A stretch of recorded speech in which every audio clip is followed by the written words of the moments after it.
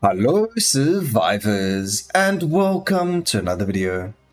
In today's video we are playing Last Man Survivors. It is a prologue available on Steam, so there isn't a lot unlocked so far. I believe everything over here, like these, are actually locked until the demo or until the beta, not beta, the early access gets released. But over here we can see we got potion slots. We've got a weight limit, so if you try and equip some of the things like these boots over here, we actually get negative speed on the weight. So you do have to kind of micromanage your equipment a little bit to make sure that you are not losing a bit of movement speed over there. There is a shop to buy some stuff. It does look like they are going to have some rerolls or whatever the case might be with the shop, but that isn't available yet. There are quests to do things, to unlock blood crystals, which are then used in your skill tree to upgrade stuff. You use these hearts, which you get from the bosses and from some of the I guess you can call them relic chambers or shrines in the level. There are 3 playable characters right now. I still have not unlocked the one gentleman over there, but it's been a very, very enjoyable game so far. We're just going to go and play with the archer. As you can see here, you can click on an enemy to highlight them as the main target. You can switch the aiming mode to automatic by pressing right mouse button, or to go to manual. I've got it on automatic, so it's just going to shoot at the enemies. And as you can see on our screen, we've got a couple of the shrines that I was speaking about all over the place, and we're going to go and get them. So the first one that I like to go and get is going to be this book over here. This is a skill book, which is going to allow us to access a new skill. Oops, I didn't want to hit that just yet, but we did. Over here, we're going to grab ourselves some magic armor. I do have a lot of physical armor because of my actual equipment. And we also got a decent amount of block chance and things like that. So that's what we're going to be focusing on, along with attack speed and multi-shot attack. Multi-shot attack is literally what it says it is. Every time we attack, we have a chance to shoot multiple projectiles. So there you go, we shot 2. And then the higher that number, the more projectiles we shoot. So 1.25 multi-shot means that every 4th arrow that we shoot is going to be a double arrow. And that's how it works. When you get to 1.5, it's every 3rd arrow or every 2nd arrow. And once you get to the 2 times, it's every hit shoots 2 arrows. And then the more you go up that, it works the same way with 3 arrows, 4 arrows, and so on and so forth. So a really cool stats to kind of look into to increase for the archer. Then over here, we're going to go with Fire Meteor. I like this one. It is a pretty decent one. Every time it goes on or off cooldown and it actually shoots, it deals a whack ton of damage and also burning the enemy. So there we go. Wham bam, thank you. You're dead. Okay, over here, I think we're going to go with the multi-shot attack just first. Get as much damage up and available as possible first. Fire Meteor cooldown, that's great. So now it comes up 15% faster. That is a great one. And then over here, we're going to go for the block chance. Getting our block chance to at least 50% will be fantastic. The percentages of this game and the way that they work actually work very, very well. Let's say, so my attack in the store is, I think it's like 50% additional attack. And the base attack is 60. And then the 50% is putting that up to 105 for some weird reason. So the way that the calculation of the maths works is very different to that of, like, let's say, Soulstone Survivors or some of the other, roguelites that we play. Alright, so now we're just going to run around and get ourselves some XP, try and find ourselves some good upgrades. Hopefully there is some currency that we need for meta progression, so we do want a lot of that as well. The more we can pick up of that, the better.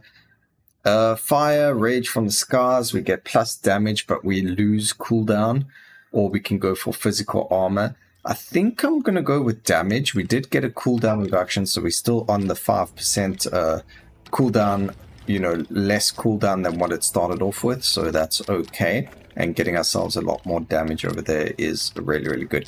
Actually, what I do want to do as well is make our way over to this over here. This little hut icon is one of these crystals that we can then pick up. And then you don't really have to worry too much about picking up XP. there is an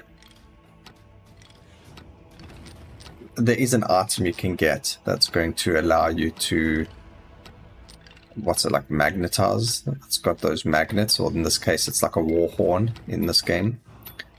And as you can see, when we pick up the green crystals, which are health crystals, they do give us some form of healing as well. Oof, just had to wait for that. For some reason, we just got attacked by a whole lot of enemies in a circle. Okay, we do need a bit more cooldown. Yes, kill all of them. Thank you.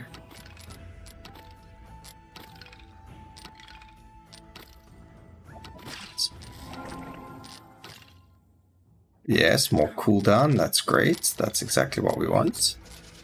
Let's keep going forward. We did want to go and get all the stuff that the goblin dropped before he disappeared. There we go. We managed to get everything.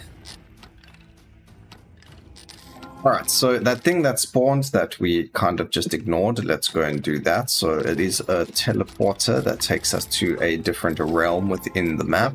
And that's going to allow us to get a new piece of equipment. I'm not sure, there's only so much equipment in the game right now, and that's okay. Again, it is a prologue. There is still quite a bit of farming to do, and as you can see, as we go through the door, we need to, you know, now kill all the enemies in front of us, and we get a piece of equipment at the end of it.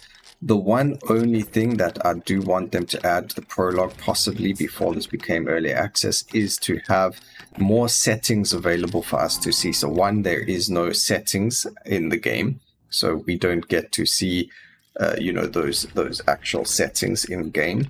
And we also would like to have a character stat sheet, because that's not available for us to see either. So those two things would be really cool. Being able to change, you know, your graphic settings or just general settings in the game itself. You can only do all of that when you're in the menu. You can't do it while you're in the game. And then also having a character sheet. So if you pause the game or push a button to see some of your character stats, so you can see, okay, this is what I have for everything. What should I focus on? Because right now all you can see is what you get when you level up. Alright, killed the boss. We got a helmet. So a good example here. Oh, there we go. If we click on it, it tells us everything about it. But we can't equip that helmet now. So it would be nice if we had a whole lot of inventory and we were able to now, you know, if I wanted to change from a physical armor to a magical armor set for one of the bosses, let's say, I wouldn't be able to do that right now because it's not available. So that is something that maybe they can look at in the future. Just a small, like, it just needs quality of life changes, maybe a buff or two to some of the spells, because some of the spells look really cool, but they feel very weak, so you tend to not try them.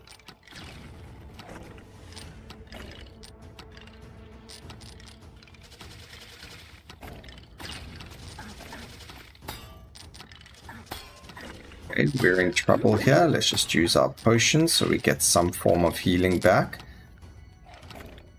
Oops, that was quite bad. Let's get some more. Perfect. Increase the damage. We are going to lose a little bit of the cooldown again, but the damage is going to be quite big. There is an upgrade for the spell that makes it so it has a chance to go a second time. We do want to maybe look at getting that upgrade if possible when we find it. And now we're going to just try and focus on these guys. So we're going to left click on them, and that way we are going to attack them.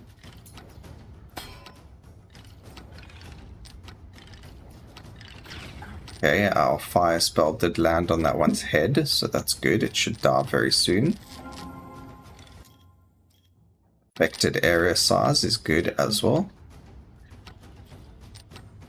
Okay, perfect. So they're both dead. That is fantastic for us.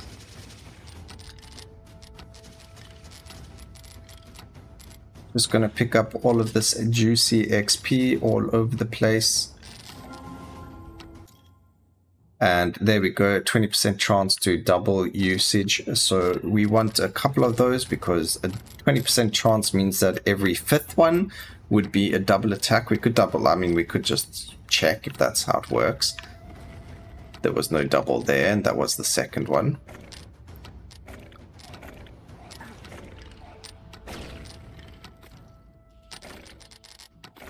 Alright, let's go.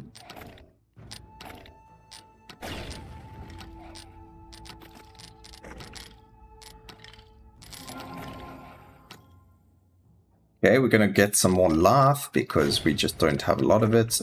That was the fourth one. So now we're going to wait for the next one. If the next one is a double chance, then you know the statistics way that this works. Alright, that wasn't a double chance, so that's very interesting. I don't know. Maybe there is just a 1 in 5 chance that it works. There's a double. Maybe that was the 5th time and not the other time. The calculations, their maths calculation in this game is kind of weird. But it's perfect, it makes it very simple to work it out. So there was a double chance, so that one wasn't the 5th time. It just happened. We do want to get a higher percentage of doing that though.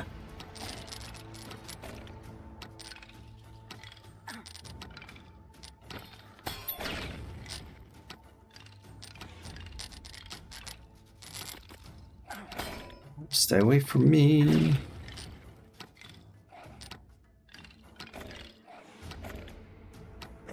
We will pick up that war horn very soon, so we've made it over here to get this.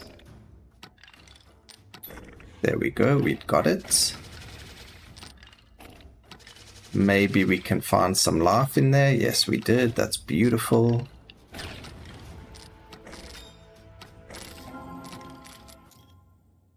More cooldown reduction, that's also very good for us.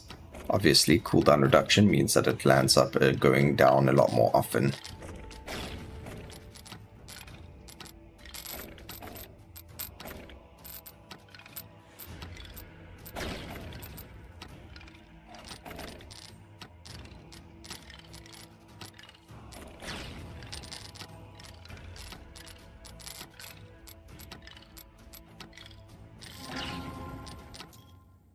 Alright, let's work on some movement speed here.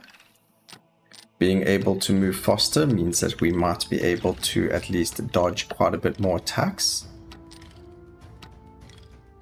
We have about a minute to get to that war horn until we get an enemy that we need to kill spawning, the first boss fight. It is a 30-minute run if you do make it all the way to the end, and that's excluding like the boss fights and also the secret passage to get equipment. That secret passage does actually slow down or stop time completely if you didn't notice that when we were in there.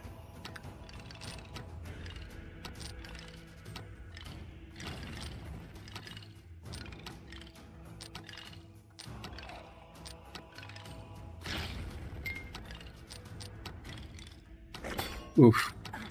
Okay, so here's a poison zone. We could wait a little bit for more enemies to spawn, so we could use it, but we don't need to. We'll just kill everything around us with the poison. There is an ability that does that all the time, which I find to be one of the strongest ones in the game. Hopefully we do get the chance to use it this run. We will get a second ability if we kill the spider boss. If we don't kill it, then it's okay. You do need to kill the spider though on the first character to unlock the archer. And that's going to help us. Magic armor over there. We can grab ourselves some more physical armor. Some more multi-shot chance. Attack speed could be very good as well. Multi-shot's very good because if the enemy doesn't die to the first arrow, it will split, like do 3 times more damage. Essentially, because all 3 arrows hit the same target if, you know, if it can. Alright, there is the big spider. We actually got a damage increase over there from that weird shrine. But we need to just be careful because as you could see, she really hurts a lot. And I don't have a potion to heal or anything right now. Alright, we managed to kill it quite quickly, which is fantastic. However, our life is not fantastic, and we got the medieval plague, which is the poison, which is great. So that's gonna help us. do more damage to everything. Also a little bit more survivability, at least in terms of dealing area damage, which is fantastic. We just need a little bit more cooldown on it now so that we can get it up and running a lot faster. Eek.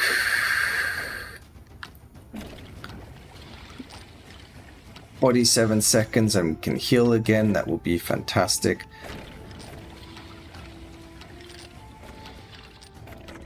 Because right now I am clenching quite tight, hoping to not get hit by anything, because we don't want to lose any life if possible.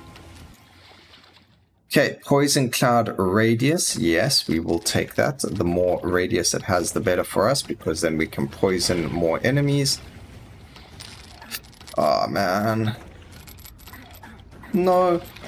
No. Come on, 10 seconds.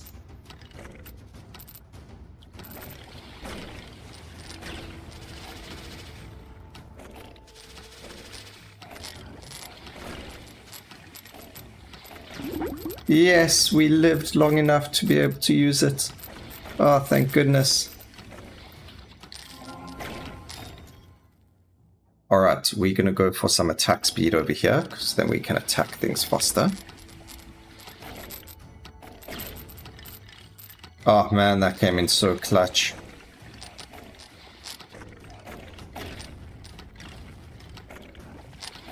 I can't even move. There is so much going on right now. So the game only gives you, I don't know if maybe after a certain amount of time you get a second warhorn spawn on the map, or you know, if you just have to be lucky afterwards with the chests or those breakable objects to get them. But I have not seen another warhorn spawn, so you want to try and use it a little bit later. Like using it after the spider might actually be a better idea, because look how much XP there is all over the place. So having it being used at a better time might be better. Also, pickup radius can help a lot with that, especially when you're playing on the warrior, because the warrior is melee, and that's going to help you obviously survive a lot better. I mean, not survive, but get stronger a lot faster, because you're able to pick up a lot more XP, therefore have a lot more stats and things like that.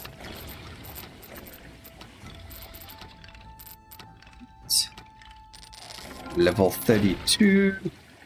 We are going to grab some movement speed. And now we've got new enemies that shoot arrows at us. That just got poisoned.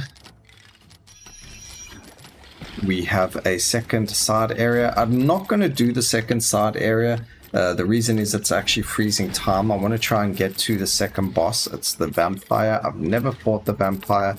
I want to try and get to it so I can beat it, so we can unlock the next character. And if we go into that side area, it does pause time, like I mentioned, and we don't want to really do that right now because we want to finish this. Trying to speed run, you know.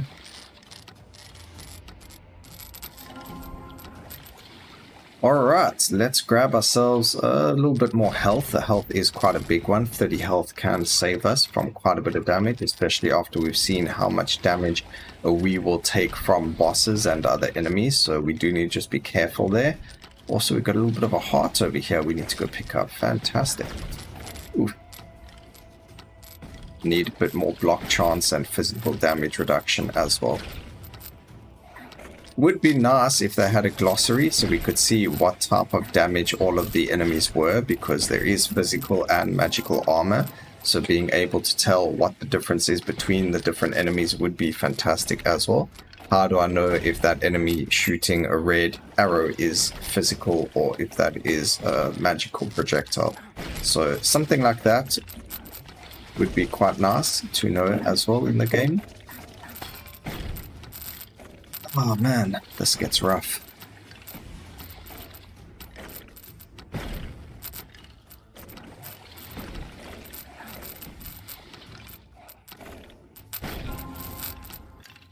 Alright, we get secondary infection chance. That means that when we poison, there's a chance that the poisons, I believe it's that the poison actually has a timer.